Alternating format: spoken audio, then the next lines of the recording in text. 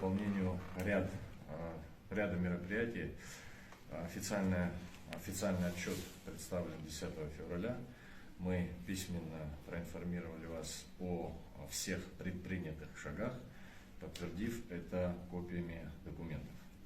Если говорить о выявленном, так скажем, факте наличия решения арбитражного суда о передаче в частную собственность ЛЭПа 110 киловольт, которая идет от Сухум-ГЭС до станции Сухум-1, то, к сожалению, Министерству энергетики и транспорта ничего не было об этом известно.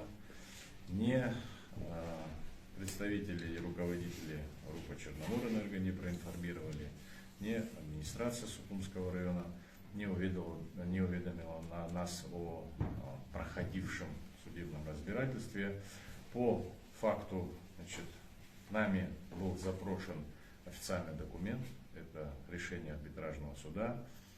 По факту получения этого решения мы запросили все документы, имеющие отношение к этому судебному разбирательству, и в ближайшее время ожидаем ответа на все запросы. Позиция Министерства энергетики и транспорта однозначна. Линия электропередач 110 киловольт является частью, безусловно, передающих сетей и, согласно закону об электроэнергетике, должна являться государственной собственностью.